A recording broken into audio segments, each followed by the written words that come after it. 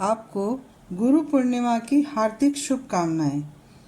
आइए हम इस अवसर पर, गुरु पूर्णिमा के अवसर पर हम एक विशेष कहानी सुनते हैं। एक बार नारद जी भगवान विष्णु जी से मिलने के लिए वैकुंठ में गए।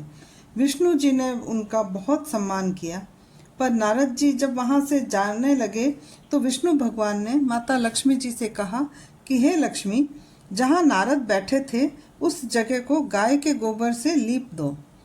तब विष्णु भगवान जब ऐसा बोल रहे थे तो नारद जी बाहर ही खड़े थे और उन्होंने ये सब सुन लिया और वो फिर वापस अंदर आए और विष्णु भगवान से बोले।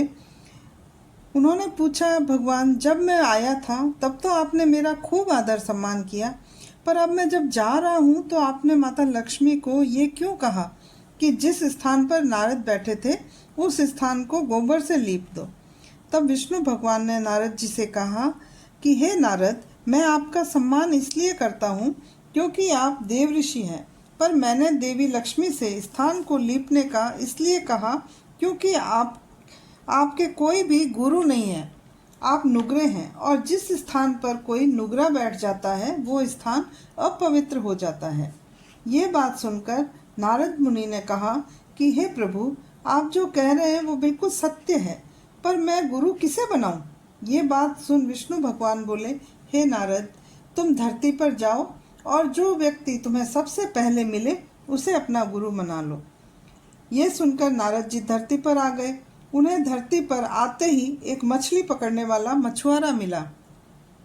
नारद जी तो वापस विष्णु भगवान के पास गए और बोले, हे भगवान, मुझे तो सबसे पहले एक मछुआरा मिला और वो तो कुछ भी नहीं जानता, उसे मैं गुरु कैसे बनाऊं?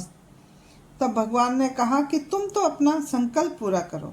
फिर नारद ने मछुआरे को अपना गुरु बना लिया और फिर वापस भगवान विष्णु जी के पास आए और बोले, हे भगवान, मेरे गुरु को तो कुछ भी नहीं आता, वो मुझे क्या सिखाएंगे?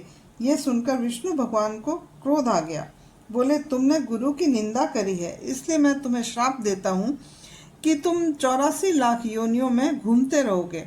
नारद जी ने दोनों हाथ जोड़कर क्षमा मांगी और कहने लगे कि हे भगवान, इस श्राप से बचने का कोई उपाय बता दीजिए।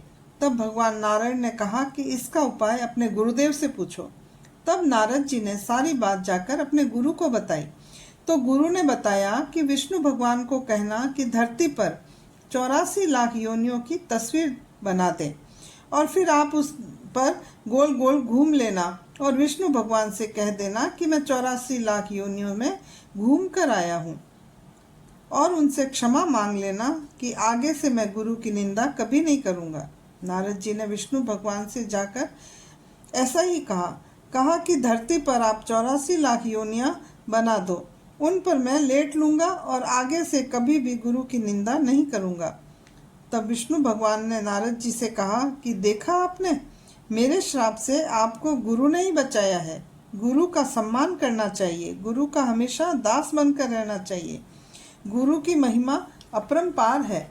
गुरु चाहे गूंगा हो, बहरा हो, हमें हमेशा गुरु की सेवा करनी चाहिए, और गुरु अगर कोई सजा भी दे तो ऐसा मानना चाहिए कि इसमें मेरी ही भलाई है।